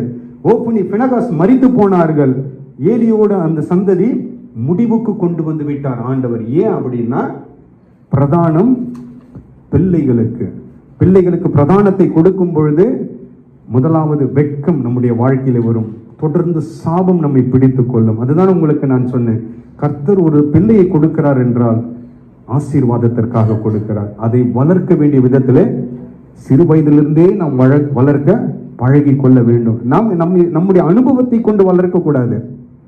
நம்முடைய அனுபவத்தை நாம் சொல்லலாம். ஒரு சிலர் சொல்லுவாங்க, எங்க தாத்தா பாட்டி இப்படி இருந்தாங்க, நீ இப்படி, அதெல்லாம் கிடையாது. வசனம் என்ன சொல்லுகிறதோ வசனத்தின்படி நாம் பிள்ளைகளை வளர்க்க பழகி கொள்ள வேண்டும். இது 2வது. 3வது வாசிப்போம். ஏன் நம்முடைய வாழ்க்கையில வெட்கம் வருகிறது என்றால், ஏசாயா தீர்க்கதரிசன புஸ்தகம் 30வது அதிகாரம் 3வது வசனத்தை வாசிக்கலாம். ஏசாயா 30:3. பார்வோனுடைய பலன் உங்களுக்கு வெட்கமாகவும் நிழல் ஒதுக்குக்கு உங்களுக்கு லட்சியாகவும் இருக்கும்.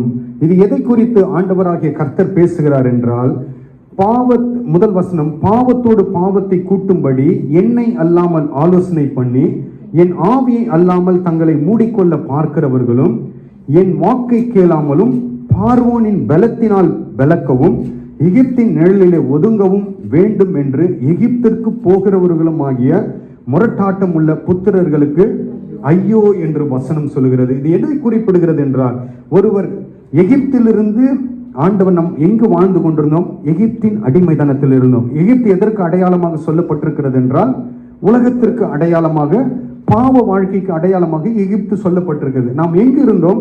எகிப்தில் அடிமைத்தனமாக இருந்தோம். ஆண்டவர் நம்மை மீட்டு எங்கு கொண்டு வந்திருக்கிறார்? பரம கானானுக்கு நேராய் நம்மை நடத்தி கொண்டு போகிறார். இப்படி ஆண்டவர் நம்மை மீட்டு, ஆண்டவர் நம்மை நடத்தும் பொழுது நாம் எதை நோக்கி பார்க்க கூடாது? பின்னாக திரும்பி பார்க்க. மீண்டும் சூழ்நிலைகள் வரும் பொழுது இஸ்ரவேல் ஜனங்களை அவர்கள் என்ன சொல்லுவார்கள்? நான் அங்கே இருந்திருந்தா நலமா இருந்திருக்கும், நாங்க நல்லா சாப்பிட்டு கொண்டிருந்த, என்னை சாகடிக்கவா இந்த வனாந்திரத்தில் கொண்டு வந்தீர் என்று மோசையை பார்த்து கேள்வி கேட்டார்கள், ஆண்டவர் கொன்று போட்டார் அவர்களை. ஆமென். இந்த இடத்துல பாருங்க, என் வாக்கை கேளாமல் பார்வோனின் பலன். இது பார்வோனின் பலன் என்பது யாரை குறிக்கிறது என்றால் சத்துருவின் அடிமைதனத்தை குறிக்கிறது. ஆண்டவர் நம்மை சத்துருவின் அடிமைதனத்தில் இருந்தான் மீட்டு பரம கானானுக்கு நேராய், அதாவது எகிப்தின் அடிமைதனத்தில் இருந்த நம்மை பரம கானானுக்கு நேராய் நடத்தி கொண்டு வருகிற ஆண்டவர், ஒரு சூழ்நிலைகள் வரும் பொழுது நாம் என்ன செய்யக்கூடாது?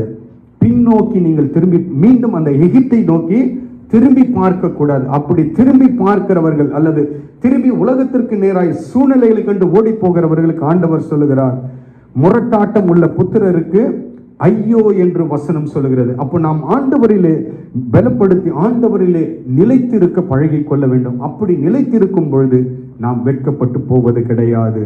3 சம்பவங்கள். நாம் ஏன் வெட்கப்படுகிறோம், நம்முடைய வாழ்க்கையில ஏன் வெட்கம் வருகிறது என்றால், பெருமை வரும் பொழுது வெட்கம் வரும்.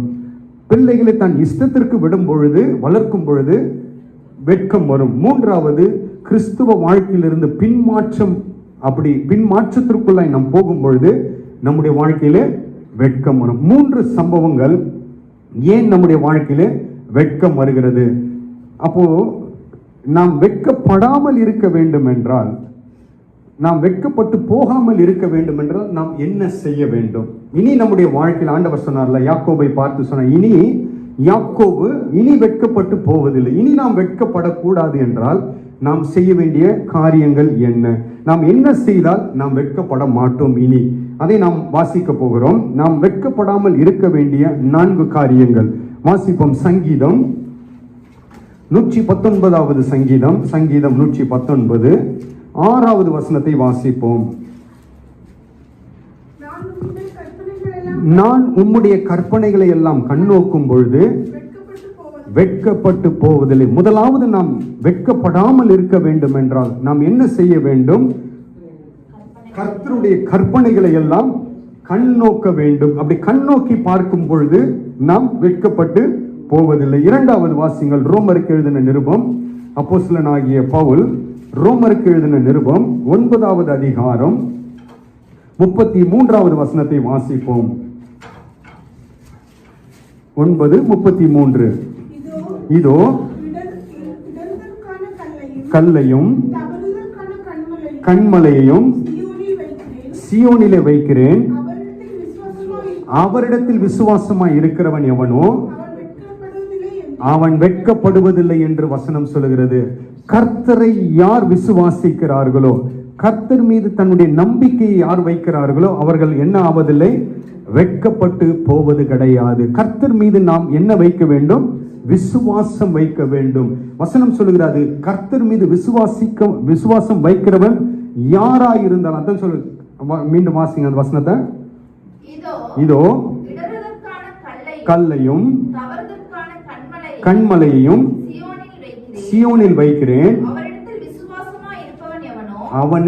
அவரிடத்தில் விசுவாசமாய் இருப்பவன் எவனோ, யாராயிருந்தாலும் அவர்கள் வெட்கப்பட்டு போவதில்லை. அவன் எந்த ஜாதியா இருக்கட்டும், எந்த மதத்தவனாய் இருக்கட்டும், யார் ஒருவை ஆண்டவராகிய இயேசு கிறிஸ்துவின் மீது விசுவாசம் வைக்கிறார்களோ அவர்கள் வெட்கப்பட்டு போவது கிடையாது. ஹல்லேலூயா. 2வது, முதலாவது நாம் ஆண்டவருடைய வேதத்தை கண்ணோக்கி பார்க்கும் பொழுது நாம் வெட்கப்படுவதில்லை. 2வது, அவர் மீது விசுவாசமாய் இருக்கிறவர்கள் வெட்கப்பட்டு போவதில்லை. 3வது வாசிப்போம். பிலிப்பியர் 1வது அதிகாரம் 20வது வசனத்தை வாசிப்போம். அப்போஸ்தலனாகிய பவுல் பிலிப்பியருக்கு எழுதின நிருபம் 1வது அதிகாரம் 20வது வசனத்தை வாசிக்கலாம். நான் ஒன்றிலும் வெட்கப்பட்டு போகாமல் எப்பொழுதும் போல இப்பொழுதும் ஜீவனாகிலும் கிறிஸ்து என் சரீரத்தினால் மகிமைப்படுவார் என்று எனக்கு உண்டாயிருக்கிற வாஞ்சைக்கும் நம்பிக்கைக்கும் தக்கதாய் அப்படியே முடியும். 3வது, யார் வெட்கப்பட்டு போவதில்லை என்றால், யார் நமக்கு கொடுக்கப்பட்ட இந்த ரட்சிப்பின் வாழ்க்கையில நம் நிமித்தம் ஆண்டவர் மகிமைப்படுவார் என்றால், என் நிமித்தம் ஆண்டவருடைய நாமம் மகிமைப்படும் என்றால் அவர்கள் வெட்கப்பட்டு போக மாட்டார்கள். அல்லேலூயா. உங்கள் நிமித்தம் ஆண்டவருடைய நாமம் மகிமைப்படும் என்றால், அது எந்த இடமா இருந்தாலும் பரவாயில்லை. நீங்கள் இருக்கிற குடும்பமாய் இருக்கட்டும், வேலை ஸ்தலமாய் இருக்கட்டும், நண்பர்களாய் இருக்கட்டும், எதுவாய் இருக்கட்டும், எந்த இடத்திலாகிலும் உங்களை கொண்டு ஆண்டவருடைய நாமம் மகிமைப்படும் என்றால் நீங்கள் வெட்கப்பட்டு போக மாட்டீர்கள். முதலாவது, ஆண்டவருடைய வசனத்தை கண்ணோக்குறவர்கள் வெட்கப்பட மாட்டார்கள். இரண்டாவது, அவர் மீது விசுவாசமாய் இருக்கிறவர் வெட்கப்பட மாட்டார்கள். மூன்றாவது, யார் நிமித்தம் ஆண்டவருடைய நாமம் மகிமைப்படுகிறதோ அவர்கள் நான்காவது ஒன்று 1 யோவான் 2வது அதிகாரம் 1 யோவான் 2வது அதிகாரம் 28வது வசனத்தை வாசிப்போம். இப்படி இருக்க பிள்ளைகளே, அவர் வெளிப்படும் பொழுது நாம் அவர் வருகையில் அவருக்கு முன்பாக வெட்கப்பட்டு போகாமல் தைரியம் உள்ளவர்களாய் இருக்கும்படிக்கு அவரில் நிலைத்திருங்கள். யார் கிறிஸ்துவுக்குள்ளாய் நிலைத்திருக்கிறார்களோ, இந்த ஆவிக்குரிய வாழ்க்கையில கிறிஸ்துவுக்குள் யார் யாரெல்லாம் நிலைத்திருக்கிறார்களோ அவர்கள் வெட்கப்பட்டு போவது கிடையாது. ஹல்லேலூயா. இந்த 4 காரியங்களை நாம் பார்த்தோம். ஒன்று, யாரெல்லாம் கற்பனைகளை கண்ணோக்குகிறார்கள், யாரெல்லாம் விசுவாசமாய் இருக்கிறார்கள், யார் யார் நிமித்தம் தேவனுடைய நாமம் மகிமைப்படுகிறது, யார் யாரெல்லாம் அவரில் நிலைத்திருக்கிறார்கள். இந்த 4 காரியங்களை செய்கிறவர்கள் இனி அவர்கள் வெட்கப்பட்டு போவது கிடையாது. ஆமென். அப்ப நாம் ஒன்றை மாத்திரம் இதிலிருந்து நான் உங்களுக்கு சுட்டி காட்ட விரும்புகிறேன். ஒன்றை மாத்திரம் ஒரு 5 நிமிடம் நாம் தியானித்து முடிக்க போகிறோம். முதலாவது சம்பவம் சங்கீதம் 119 6 திருப்பிக் கொள்ளுவோம். சங்கீதம் 119 6 மீண்டும் வாசிப்போம். நான் உம்முடைய கற்பனைகளை எல்லாம் கண்ணோக்கும் பொழுது வெட்கப்பட்டு போவதில்லை. ஆண்டவருடைய வார்த்தை சொல்லுகிறது, யார் அவருடைய கற்பனைகளை கண் நோக்குகிறார்களோ அவர்கள் வெட்கப்பட்டு போவதில்லை. அவருடைய கற்பனைகள் எல்லாம் என்று சொல்லப்பட்டிருக்கிறது. எல்லாவற்றையும் நாம் கண் நோக்கி பார்க்க, அது எப்படி நாம் கண் நோக்கி பார்க்க வேண்டும் என்றால், வாசிப்போம். அதே 119 15வது வசனத்தை வாசிப்போம். உமது கட்டளைகளை தியானித்து, அப்ப நாம் எப்படி கண் நோக்க வேண்டும்? அந்த வார்த்தைகளை, கற்பனைகளை எப்படி கண் நோக்க வேண்டுமா?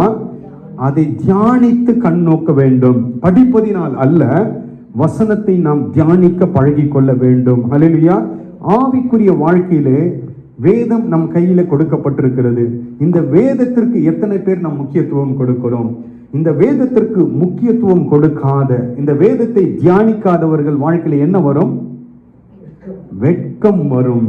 ஆமென். அனுதினமும் நாம் கிறிஸ்தவர்களாய் இருப்பதினால் மாத்திரமல்ல, நாம் விசுவாசிப்பதினால் மாத்திரமல்ல, அவரில் நிலைத்திருப்பதினால் மாத்திரமல்ல, ஒன்றும் குறைந்து போனாலும் நம்முடைய வாழ்க்கையில் ஆண்டவர் என்ன அனுமதித்து விடுவார்? வெட்கத்தை அனுமதித்து விடும். அப்ப நம் வார்த்தைக்கு பிரதானத்தை கொடுக்க வேண்டும். வார்த்தைக்கு நாம் முக்கியத்துவம் கொடுக்க வேண்டும். வேதத்தில் உள்ள எல்லா கற்பனைகளையும் கண்ணோக்கி அவைகளை தியானிக்க பழகி கொள்ள வேண்டும். ஆமென். ஏன் நாம் இதை தியானிப்பது இல்லை? காரணம் என்னவென்று பார்க்கும் பொழுது, வசனம் நமக்கு புரிவது கிடையாது. இதுதான் பிரதான பிரச்சனையே. வசனம் புரியாததினாலே நாம் என்ன செய்வது கிடையாது? நாம் தியானிப்பது கிடையாது. நாம் என்ன நினைத்துக் கொள்கிறோம்? இது படித்தாலும் எனக்கு புரிவது கிடையாது, நான் இதை ஏன் தியானிக்க வேண்டும்? இப்படியே அநேகருடைய எண்ணம் இப்படி இருப்பதினால் என்ன செய்கிறோம்? நாம் தியானிக்காமல் விட்டு விடுகிறோம். ஆனால் பாருங்க, கர்த்தர் எல்லாருக்கும் வெளிப்படுத்த அவர் ஆயத்தமாயிருக்கிறார். கேட்பது நம்மிடத்தில் இருக்குது. யார் வாஞ்சியோடு கேட்கிறார்களோ அவர்களுக்கு ஆண்டவர் வெளிப்படுத்தி கொடுப்பார். யார் வாஞ்சியோடு ஆண்டவரிடத்தில் கேட்கிறார்களோ அவர்களுக்கு கர்த்தர் வெளிப்படுத்தி கொடுப்பார். இதே வாசிங்க, அதே 119 18வது வசனத்தை வாசிங்க. உமது வேதத்தில் உள்ள அதிசயங்களை நான் பார்க்கும்படிக்கு என் கண்களை திறந்தருளும். நமக்கு வசனம் எப்ப புரியும் தெரியுங்களா? நம்முடைய மனக்கண்கள் திறக்கப்படாத வரையிலே வசனம் நமக்கு புரியாது.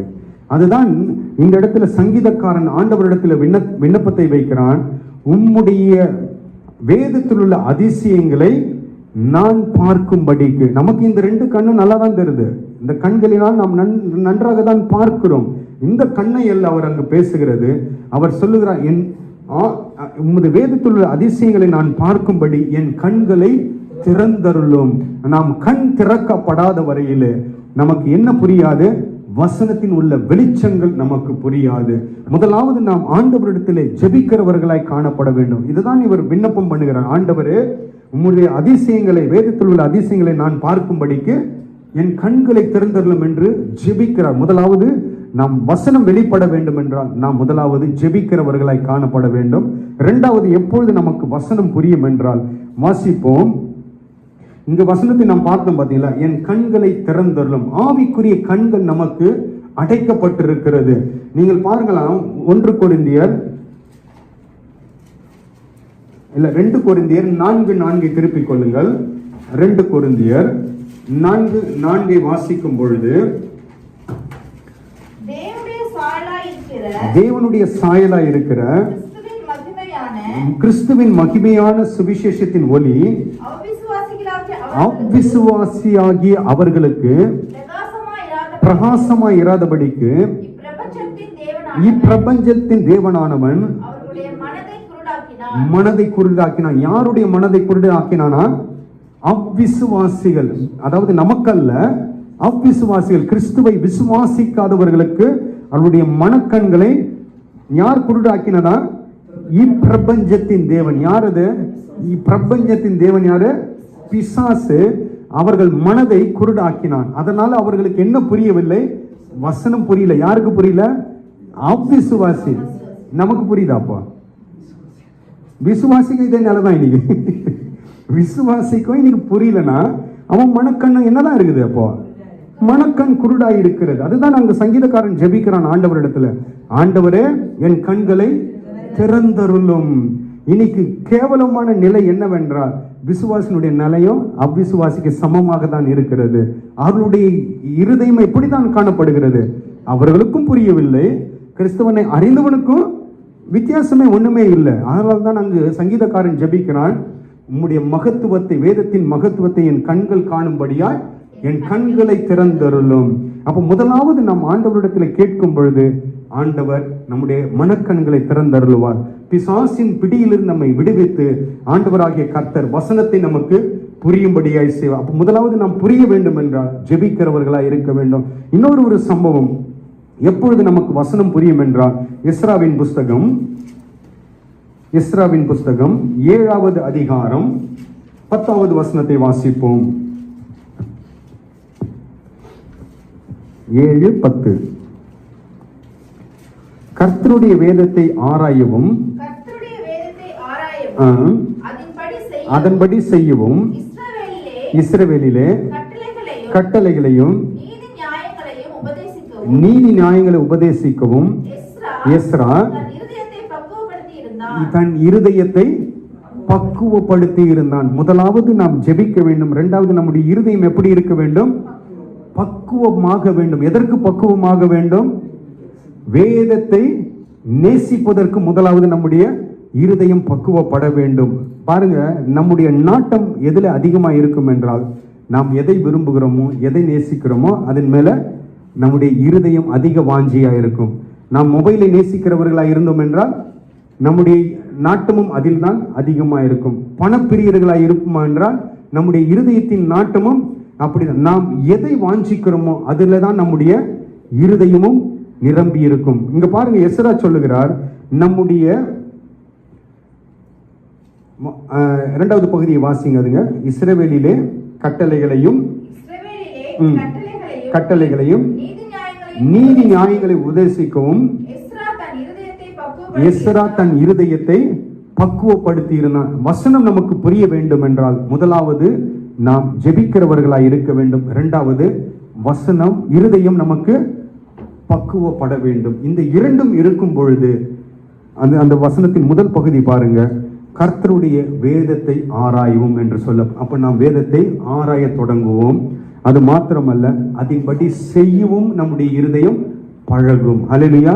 அப்ப நாம் இருதயம் பக்குவப்படாத வரையிலே, வசனத்தை நேசிக்காத வரையிலே ஆண்டவர் அதை ஒருவருக்கும் வெளிப்படுத்த மாட்டாரு. இந்த ரகசியங்கள் வெளிப்பட வேண்டும் என்றால் வசனத்தை நாம் நேசிக்க வேண்டும். வசனம் எதை குறிக்கிறது? யோவான் 1:1 வாசிக்கிறோம், ஆதியிலே வார்த்தை, அந்த வார்த்தை தேவனிடத்தில் இருந்தது, அந்த வார்த்தை தான். நீங்க அப்போ வசனத்தை நேசிக்கிறீர்கள் என்றால் ஆண்டவரை நேசிக்கிறீர்கள். ஆமென். உங்கள் இருதயம் வசனத்திற்கு நேராய் பக்குவப்படும் என்றால் அப்ப நீங்கள் உங்கள் இருதயம் யாருக்கு நேராய் பக்குவப்படுகிறது என்றால் ஆண்டவருக்கு நேராய் பக்குவப்படுகிறது. அப்போ உங்கள் இருதயத்தை பொறுத்து தான் ஆண்டவர் வெளிப்படுத்துவதும் வெளிப்படுத்தாததும். அப்பொழுதுதான் நாம் அந்த வார்த்தையை நாம் கை கொள்ள முடியும். அந்த வார்த்தையை நாம் என்ன செய்ய முடியும்? அதன்படி நடக்கவும் முடியும். அப்போ வேதத்தை நமக்கு ஒரு கேள்வி இருக்கலாம். வசனம் சொன்னதுல 119:6 வாசித்தோம், நம்முடைய கற்பனைகள் எல்லாவற்றையும் பின்பற்ற நம்மால் சாத்தியமா? இந்த கேள்வி அநேகருக்குள் இருக்கிறது என்று, கிறிஸ்தவர்களுக்குள்ளாகவே இந்த கேள்வி இருக்கிறது. இது எப்படி பிரதர் சாத்தியம்? இந்த வேதத்தை எப்படி நாம் முழுக்க கீழ்ப்படிய முடியும்? எப்படி நாம் இதை கை கொள்ள முடியும்? ஆண்டவர் என்றாவது கடினமான ஒன்றை அவருடைய பிள்ளைகளுக்கு கொடுத்திருக்கிறாரா? ஆண்டவர் கடினமானதை எதையுமே அவருடைய பிள்ளைகள் வாழ்க்கையில் திணிப்பதே கிடையாது. ஆண்டவருக்கு நம்முடைய நிலைமை என்னவென்று நன்கு தெரியும். நாம் எந்த அளவுக்கு நாம் செய்ய முடியும் என்பது ஆண்டவருக்கு நன்கு தெரியும். ஆண்டவர் பாருங்க, இந்த இதத்தில் சொல்லுகிறார், நீங்கள் எல்லாவற்றையும் கை கொள்ள வேண்டும், கற்பனைகள் எல்லாவற்றையும் தியானிக்க வேண்டும், எல்லாவற்றின்படியும் நடக்க வேண்டும். அப்போ ஒன்றை விட்டால் நான் விட்டேன் அர்த்தமா? இப்ப நான் 99 கைப்பிடிக்கிறேன், ஒன்றை நான் விட்டுவிட்டேன். அப்போ அது ஆண்டவருடைய பார்வையில் அது சரியா? சரி இல்லை. அதுதான் சரியான பதில். 99 நான் கை கொண்டாலும் ஒன்றை நான் விட்டுவிட்டால் என்ன ஆகும்? ஆண்டவருடைய பார்வையில் 99 தவறாய் தான் மாறிவிடும். அதுதான் ஒரு ஐஸ்வர்யமான ஒரு வாலிபன் ஆண்டவரிடத்துல வந்து கேட்பான், நல்ல போதகரே, நித்திய ஜீவனை சுதந்தரித்துக் கொள்ள நான் என்ன செய்ய வேண்டும்? ஆண்டவர் உடனே சொல்லுவாரு, கற்பனைகளை கைக்கொள். எல்லா கற்பனையும் சொல்லுவார், இதை பண்ணி. அவன் என்ன சொல்லுவான்?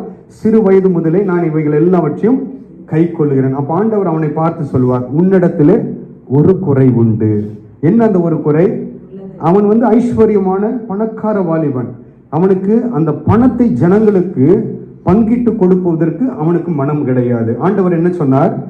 ஓ, எல்லாவற்றையும் விட்டு தரித்திரர்களுக்கு கொடு என்ன சொன்னார். அவன் முகம் எப்படி போயிடுச்சு? அதுவரையிலும் அவன் சந்தோஷமா ஆண்டவருக்கு பதில் கொடுத்து கொண்டிருந்தவன், ஆண்டவர் இதை சொன்ன உடனே அவன் முகம் மாடினவனாய் போய்விட்டான். ஆண்டவர் அடுத்த வசனத்தில் சொல்லுவான், பணக்காரன் பரலோகத்தில் பிரவேசிப்பது எவ்வளவு அரிது என்று ஆண்டவர் சொல்லுவார். ஒரு இல்ல, அதுதான், பணக்காரன் பரலோக ராஜ்யத்தில் பிரவேசிப்பது மிகவும் கடினம் என்று சொல்லுவார் ஆண்டவர். அப்போ என்ன, நாம் நம்முடைய வாழ்க்கையில ஒன்றும் குறைவுபட்டு போனால், 99 நான் கை கொண்டு ஒன்றையும் நான் விட்டு விட்டால், ஆண்டவருடைய பார்வையில் 99 தவறு தான் அர்த்தம். வாசிப்போம், யாக்கோபு எழுதின நிருபம், யாக்கோபு 2வது அதிகாரம், யாக்கோபு 2:10 வாசிப்போம். யாக்கோபு 2:10. எப்படி எனில், ஒருவன் நியாயப்பிரமாணம் முழுவதையும் கை கொண்டிருந்தும் ஒன்றிலே தவறினால், பாருங்க வசனம் என்ன சொல்லுகிறது? நியாயப்பிரமாணம் முழுவதையும் அவன் கை கொண்டு ஒன்றிலே தவறி இருந்தால், ஆண்டவருடைய பார்வையில் எப்படிதான்? நாம் எப்படிப்பட்டவர்கள்? அப்போ நாம் ஒரு சில நேரத்தில் எப்படி தெரியுமா நான் சொல்றேன், நமக்கு சாதகமான வசனத்தை இதெல்லாம் ஆண்டவர் பார்த்துக்க மாட்டாரு, இதெல்லாம் ஆண்டவர் கண்டுக்க மாட்டாரு. வசனம் என்ன சொல்றது? அப்படி சொல்லிய வசனம் என்ன சொல்லுது? 100க்கு 100 கை கொள்ள வேண்டும். இல்லை, இதை விட்டுரு அதை விட்டுரு, இந்த காலத்திற்கு இது இல்லை, அந்த காலத்திற்கு, எந்த காலத்துக்கும் ஆண்டவர் காலத்தை பிரித்து வசனத்தை ஒரு நாளும் எழுதி கொடுக்கவில்லை. எல்லா காலத்திற்கும் இந்த வசனம் பொருந்தும், எல்லா காலத்திற்கும் இந்த வார்த்தை நமக்கு பொருந்தும். ஆண்டவர் சொல்லுகிறார், ஒன்றை விட்டாலும் என்ன நடக்கும்? நாம் பரலோக ராஜ்யத்தை இழந்து போவோம். அப்புறம் நான் சர்ச்சைக்கு வந்து நம்ம ஆராதித்து எல்லாம் அந்நிய பாஷையில பேசி எல்லாம் பண்ணி, நமக்கென்று ஒரு நாள் நியமிக்கப்பட்டிருக்கிறது. எங்க? நீதி உள்ள நியாயாதிபதி சிங்காசனத்தில் வீற்றிருந்து நியாயம் விசாரிக்கிற ஒரு நாள் உண்டு. அந்த நாள் வரும் பொழுது நாம் தப்பி போக முடியாது. உலகத்திலே நாம் தப்பித்துக் கொள்ளலாம், அவருடைய சமூகத்திலே நாம் தப்பித்துக் கொள்ளவே முடியவே முடியாது. அப்போ இது சாத்தியமா இல்லது சாத்தியம் இல்லை என்றால், என்னை கேட்டால் சாத்தியம். என்னை கேட்டால் சாத்தியமானதை தான் ஆண்டவர் நமக்கு கொடுப்பார், சாத்தியம் இல்லாததை ஆண்டவர் கொடுக்க மாட்டார். ஆண்டவர் என்ன தெரியுங்களா சொல்றாரு? வேதத்தில் உள்ள எல்லா கற்பனைகளையும் என்று சொல்லுவது எதை தெரியுங்களா? ஒன்னே ஒண்ணுதான் ஆண்டவர் சொல்றார். வேதத்தில் உள்ள எல்லா 119:6 வாசனம் பார்த்தீங்களா? என்ன வாசிங்க? அந்த வசனத்தை மீண்டும் வாசிங்க. 119:6 வாசிங்க. சங்கீதம் நான் உம்முடைய கற்பனைகள் எல்லாம் என்று ஆண்டவர் சொல்ல, அந்த எல்லாவற்றுக்குள்ள ஒன்னே ஒன்று தான் அடங்கி இருக்கிறது. அந்த ஒன்றை நீங்கள் கை கொள்ளும் பொழுது ஆண்டவர் உங்க முகத்தை வெட்கம் அடையாமல் நடத்துவாராக. அது என்ன அந்த ஒன்று? நம்ம எல்லோருக்கும் தெரிந்திருக்கிறது. ஆண்டவர் நியாய பிரமாணத்தை கொடுத்தார். எத்தனை கற்பனைகளை கொடுத்தார் ஆண்டவர்? 10 கற்பனைகளை கொடுத்தார். இந்த 10 கற்பனைகள் நாள் அடைவில் எத்தனையா மாறினது என்று கேட்பீர்கள் என்றால் 613 இஸ்ரவேலர்கள் மாற்றினார்கள். யாருடைய காலத்தில்? யோசுவாவின், அதாவது மோசே யோசுவா இருந்த காலகட்டத்தில் இந்த 10 கற்பனைகள் 613 கற்பனைகளாய் மாற்றப்பட்டது. இந்த 613 கற்பனைகளை அவர்கள் 2ஆக பிரிக்கிறார்கள். எப்படி? 248 ஒன்றும் 365 ஒன்றுமாக இந்த 613 2ஆக பிரிக்கிறார்கள். ஒன்று 248, இன்னொன்று 365. இந்த 248 ஏன் இந்த எண்ணிக்கை? ஏன் 365? இந்த 248 பிரதானமானது அவர்களுக்கு, அது முக்கியத்துவம் வாய்ந்தது. ஆனால் இந்த 365 இருக்குது பாருங்க, அது முக்கியமானது அல்ல. அது இன்று இல்லை என்றாலும் நாளை நாம் அதை கடைபிடித்துக் கொள்ளலாம். அப்படியாக அவர்கள் பிரிக்கிறார்கள். அது அதாவது இந்த 248 ஏன் அந்த எண்ணிக்கை என்றால், நம்முடைய சரீரத்தில் இருக்க ஒவ்வொரு எலும்புகள், ஒவ்வொரு அவயவங்கள், அதாவது ஆர்கன்ஸ், போன் என்று சொல்றோம் பாத்தீங்களா, இதெல்லாம் கூட்டினா 248 வரும். எத்தனை வரும்? 248. இதுல ஒரு ஆர்கன், அதாவது ஒரு உறுப்பு செயலிழந்து போனாலும் மரண சந்திக்க வாய்ப்பு உண்டு. அதாவது உதாரணத்திற்கு நம்முடைய இருதயம் நின்று போயிடுச்சுன்னு வச்சுங்களேன், அதுக்கப்புறம் இந்த சரீரம் மரித்து போயிடும், அவ்வளவுதான். ஆதலால் இதெல்லாம் பிரதானமானது. இந்த 248 உயிருக்கு பயந்து பிரதானமானவைகள். ஆதலால் அவர்கள் முக்கியமாக கை கொள்ளுகிற கற்பனைகள். இந்த 365 இருக்குது பாருங்க. வருடத்தில் எத்தனை நாள்? நமக்கு 365 நாட்கள் இருக்கிறது. இந்த 365 நாட்கள் இது அவங்களுக்கு பிரதானமானது அல்ல, 2ஆம் நிலை கற்பனைகள். அது முதல் நிலை கற்பனைகள் 248, 2ஆம் நிலை கற்பனைகள் 365. இந்த 365ல, அதாவது உதாரணத்துக்கு சொன்னா, இன்னைக்கு நான் ஜெபிக்கல, அவர்களுடைய, அதாவது இஸ்ரவேலுடைய இது எப்படின்னு கேட்டீங்கன்னா, ஒரு நாள் 5 முறை ஜெபிக்கிற பழக்கம் இது. அதை பார்த்து இவங்க காப்பி அடிச்சது. 5 முறை ஜெபிக்கிற அந்த பழக்கம் உள்ளவர்கள். ஒருவேளை நான் இன்னைக்கு ஜெபிக்கல, நாளைக்கு நான் சேர்த்து ஜெபித்துக் கொள்ளலாம். ஒருவேளை இன்று நான் உபவாசம் செய்யவில்லை, அடுத்த வாரம் நான் சேர்த்து உபவாசம் செய்து, இப்படியாக இதற்கு 365க்கு அவர்கள் பிரதானம் கொடுப்பது கிடையாது. ஆனால் 248க்கு மிகுந்த பிரதானம். ஏன் அப்படின்னா, அதுல ஒண்ணு குறைஞ்சிச்சுனாலும் மரணம் அவர்கள் வாழ்க்கையில சம்பவிக்கும் என்பதனால் அவர்கள் என்ன பண்ணுகிறார்? அதற்கு பிரதானம். ஆண்டவர் பார்த்தாரு, இவங்க இதெல்லாம் இத்தனைலாம் இவர்களால கை கொள்ள முடியாது. ஆண்டவருக்கு நல்லா தெரியும். 10 இவங்க 613 மாத்தி, அது இவர்களுக்கு இஷ்டம் போல ஆண்டவர் கொடுக்கவில்லை. ஆண்டவர் கொடுத்தது 10 தான். இவர்களாகவே தாங்களாகவே அதை 613 மாற்றி அவர்களாக பிரித்து கொண்டார். ஆண்டவர் பார்த்தார், இதை கொடுத்தும் இவர்களுக்கு பிரயோஜனம் இல்லை. இப்ப என்ன பண்ணுகிறார்? அப்படியே அதை குறைக்கிறார். சங்கீதம் 15வது சங்கீதம் 15 அதில் நீங்கள் வாசிக்கும் பொழுது முதல் வசனத்தை வாசிங்க. சங்கீதம் 15 முதல் வசனத்தில் வாசிங்க. கர்த்தாவே, யார் உம்முடைய கூடாரத்தில் தங்குவான்? யார் உம்முடைய பரிசுத்த பர்வதத்தில்? பரிசுத்த பர்வதம் என்பது பரலோகத்தை குறிக்கிறது. இப்போ சங்கீதக்காரன் சொல்றான், யார் உம்முடைய கூடாரத்தில் தங்குவான்? யார் உம்முடைய பரிசுத்த பர்வதத்தில் வாசம் பண்ணுவான்? சொல்லிவிட்டு அங்க எத்தனை சொல்லுகிறாருன்னு பாத்தீங்கன்னா 11 கற்பனைகள் அங்கே சொல்லப்பட்டிருக்கும். அந்த அதிகாரம் முழுவதும் வாசித்து பார்த்தீங்கன்னா எத்தனை வரும்? 10 613 மார்ச்சு. இப்போ இந்த 613 எத்தனையா மாறுது? 11 மாறுது. சங்கீதம் 15ல எத்தனை கற்பனைகள்னு பார்த்தீங்கன்னா மொத்தம் 11 கற்பனைகள். எங்கிருந்து எங்க வருது? 10லிருந்து 613. இப்போ திரும்ப எங்க தான் வருது? 11க்கு வருது. அந்த 15வது சங்கீதத்தை நீங்கள் முழுக்க வாசித்து பார்த்தீங்கன்னா எத்தனை பாயிண்ட் கொடுக்கப்பட்டோம்னா 11 காரியங்கள் அங்கே சொல்லப்பட்டிருக்கும். 11 காரியத்திற்கு ஆண்டவர் குறைக்கிறார். சங்கீதக்காரன் மூலமா அது எழுதுகிறார். மீண்டும் ஆண்டவர் பார்க்கிறார், இவர்களால 11 எல்லாம் கை கொள்ள முடியாது. இப்ப மீண்டும் ஆண்டவர் என்ன பண்ணுகிறார்? ஏசாயா தீர்க்க தரிசன புஸ்தகம், ஏசாயா 33வது அதிகாரம், ஏசாயா 33 15 வாசிப்போம். நீதியாய் நடந்து செம்மையானவைகளை பேசி இடுக்கண் செய்தால் வரும் வெறுத்து பரிதானங்களை வாங்காதபடிக்கு தன் கைகளை உதறி ரத்தம் சிந்துவதற்கான யோசனைகளை கேளாதபடிக்கு தன் செவியை அடைத்து பொல்லாப்பை காணாதபடிக்கு அவன் எங்க வாசம் பண்ணுவானா? உயர்ந்த இடங்களிலே வாசம் பண்ணுவான் என்று ஆண்டவர் சொல்றார். இப்போ எங்க எத்தனாவது? முதல்ல 10 613, அதை 2ஆக பிரித்தார்கள். 248 365. அது மீண்டும் எத்தனையாய் வருகிறது? 11ஆக வந்தது. இப்பொழுது இந்த ஏசாயா 33:15 அது 6ஆக குறைக்கப்படுகிறது. எத்தனை? அது 6ஆக குறைக்கப்படுகிறது. 10லிருந்து இப்ப 6க்கு வந்துடுச்சு. ஆண்டவர் பார்க்கிறார். ஆண்டவராகிய இயேசு கிறிஸ்து பழைய ஏற்பாட்டு காலத்துல 6ஐ கொடுத்து பார்த்தாரு. 6 இவர்கள் கை கொள்ளுவார்கள் என்று ஆண்டவர் கொடுத்தார். அந்த 6 கூட அவர்களால கை கொள்ளாமல் போய்விட முடியும். அதாவது 6ஐயும் அவர்களால கை கொள்ள முடியவில்லை. ஆண்டவராகிய கிறிஸ்து உலகத்திற்கு வருகிறார். அவர் எங்க வந்தாரு? பூமிக்கு இறங்கி வந்தார். அவர் வந்த ஆண்டவர் அந்த 6 எத்தனையாவது மாத்தினா தெரியுங்களா? 2ஆ மாத்தினார். அவரு அந்த 6 கற்பனைகளை இப்பொழுது எத்தனையா மாத்துறார் அவரு? மத்தேயு எழுதின சுவிசேஷம் 22வது அதிகாரம், மத்தேயு 22வது அதிகாரம் 37வது வசனத்தை வாசிப்போம். இயேசு அவனை நோக்கி, உன் தேவனாகிய கர்த்தரிடத்தில் உன் முழு இருதயத்தோடும் உன் முழு ஆத்துமாவோடும் உன் முழு மனதோடு அன்பு கூறுவாயாக. அப்போ முதல் கற்பனை இது. இரண்டாவது,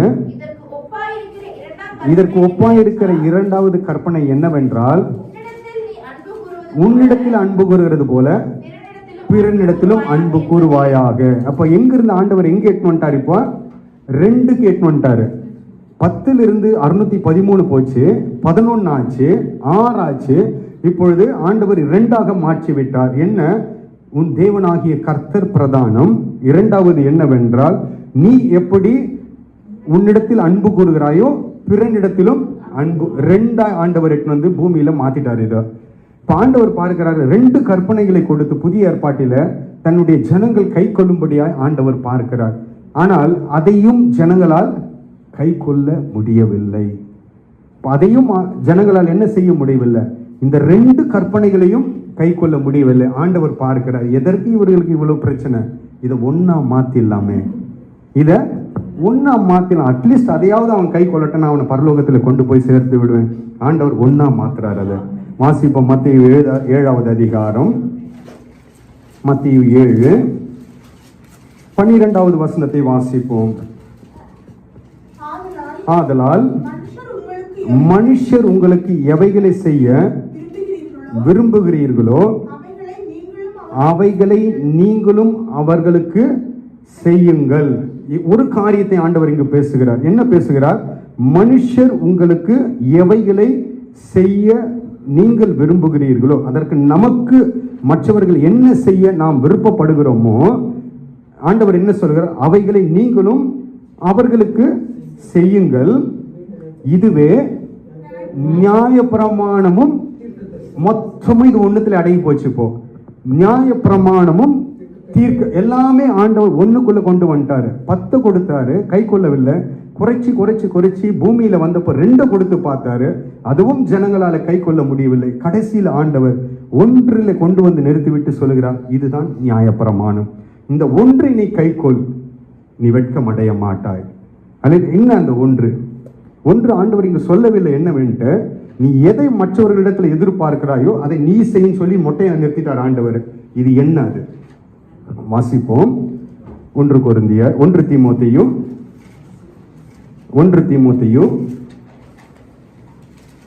1வது அதிகாரம், 1 தீமோத்தேயுவின் புஸ்தகம் 1வது அதிகாரம் 5வது வசனத்தை வாசிப்போம்.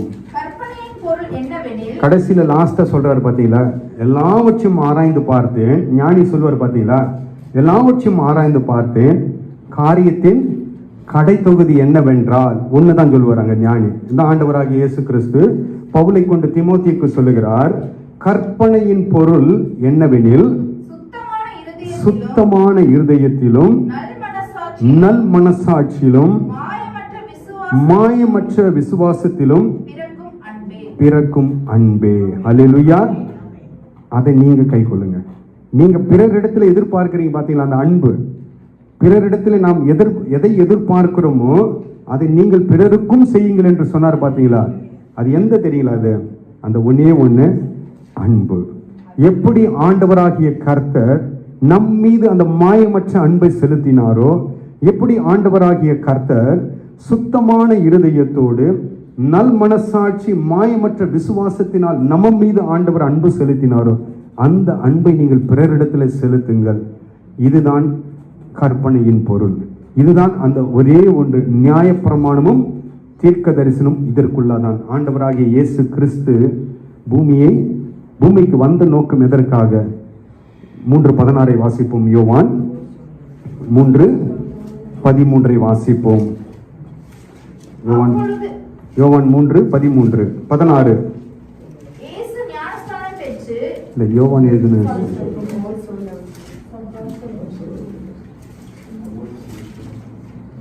3:16 தேவன் தம்முடைய ஒரே பேரான குமாரனை விசுவாசிக்கிறவன் எவனோ அவன் கெட்டு போகாமல் நித்திய ஜீவனை அடையும்படிக்கு அவரை தந்தருளி இவ்வளவாய் உலகத்தில் அன்பு கூர்ந்தார். அந்த அன்பு, அந்த அன்பு, அந்த அன்பு, இதை நீங்கள் மற்றவர்களுக்கு செலுத்தும் போது, இதை நீங்கள் செய்யும் பொழுது உங்கள் வாழ்க்கையில வெட்கப்பட்டு போவது கிடையாது. அல்லேலூயா. இதுதான் ஆண்டவராகிய கர்த்தர் நமக்கு சொல்லுகிற காரியம் இந்த நாளிலே. இனி யாக்கோபு வெட்கப்பட்டு போவது கிடையாது. இனி யாக்கோபு வெட்கப்பட்டு போவது கிடையாது. நீங்கள் அவரை விசுவாசியுங்கள். உங்களுடைய நம்பிக்கை அவர் மீது வையுங்கள். உங்களுடைய நம்பிக்கை அவர் மீது இருக்கும் என்றால் ஒரு நாளும் வெட்கப்பட்டு போக மாட்டீர்கள். விசுவாசத்தோடு ஜெபிங்க. ஒரு சாட்சி நான் உங்களுக்கு சொல்லுகிறேன், உங்களை உற்சாகப்படுத்தும்படியா. நாம் எல்லோருக்கும் தெரிந்திருக்க ஒரு தேவ மனிதன் ஜார்ஜ் முல்லர். எத்தனை பேருக்கு தெரியும்? ஜார்ஜ் முல்லர் என்ற ஒரு தேவ மனிதன் இருந்தார். அவர் ஒரு மிஷனரி. அவருடைய பிற்காலத்திலே அவர் செய்த பணி என்னவென்று பார்க்கும் பொழுது அவருக்கு இன்னொரு பெயரும் இருக்கிறது. அனாதைகளின் தகப்பன் என்று சொல்லப்படுவார். அவருக்கு இன்னொரு பெயர் என்ன? அனாதைகளின் ஃபாதர் ஆஃப் ஆர்ஃபனேஜ் என்று அவருக்கு இன்னொரு பெயரும் இருக்கிறது.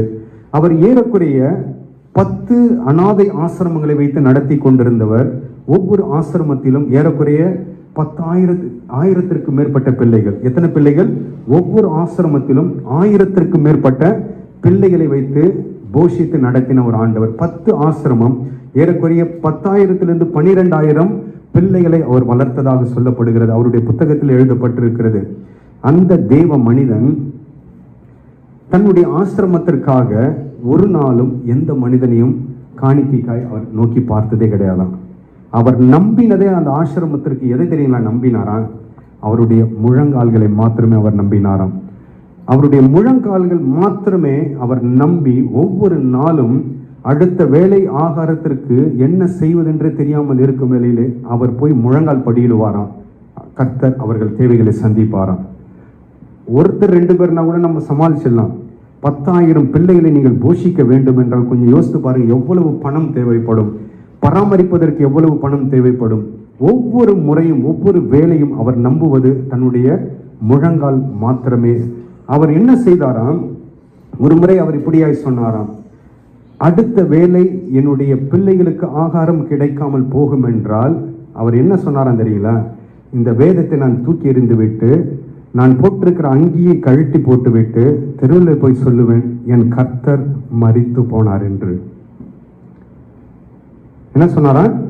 என் அங்கியை நான் கழட்டி போட்டுவிட்டு இதை தூக்கி எறிந்து விட்டு நான் போய் சொல்வேன், என் தேவன் மரித்து போனார் என்று. ஆனால் ஆண்டவர் ஒரு நாளும் அவரை வெட்கப்பட விடவில்லை. அல்லேலூயா. தன்னுடைய முழங்காலை நம்பி, அந்த முழங்கால் ஆண்டவரை நம்பினபடினால் அவர் முகம் ஒரு நாளும் வெட்கப்பட்டு போகவே இல்லை. அவரிடத்தில் ஒரு பழக்கம் இருந்ததான். அவர் டைரி எழுதுவாராம். அதாவது இந்த நாள் என்ன விண்ணப்பத்தை நான் ஆண்டவரிடத்தில் ஏறெடுத்தினேன். ஒரு பக்கத்துல 2 பாதியாக ஒரு பாதியில் அவருடைய விண்ணப்பம் எழுதப்படுமா, விண்ணப்பம் சந்திக்கப்படும் பொழுது எந்த நாளிலே சந்திக்கப்பட்டது என்று அடுத்த பாதியில் எழுதுவாராம். இது யாருக்கும் தெரியாது. அவர் மரித்த பின்பதாக அந்த டைரியை எடுத்து பார்த்த பொழுது முழங்காலிலே நின்று, முழங்காலிலே அவர் பெற்றுக்கொண்ட காணிக்கை எவ்வளவு தெரியுங்களா? கோடிகளிலா, எவ்வளோ கோடிகளிலே. சாதாரண இந்திய மணி அப்படியெல்லாம் கிடையாது, பவுண்டு. அவர் ஆசிரமம் வச்சிருந்தது எங்கன்னு கேட்டீங்கன்னா யூகேல, லண்டன்ல, பிரிட்டிஷ் இதுல இங்கிலாந்துல வைத்து கொண்டு நடத்தியிருந்த அவர் கோடிகளிலே முழங்காலிலே நின்று ஆண்டவர் இடத்தில் பெற்றுக்கொண்டிருக்கிறார். ஏனென்றால் விசுவாசம், ஏனென்றால் நம்பிக்கை.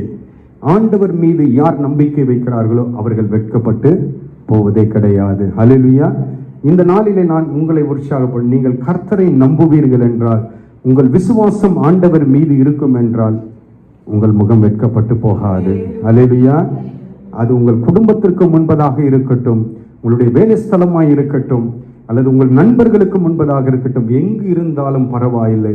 ஒருவேளை நான் வெட்கப்பட்டு போய்விடுவோனோ என்று ஒரு கேள்வி இருக்கும் என்றால் யாக்கோபு இனி வெட்கப்பட்டு போவதே கிடையாது.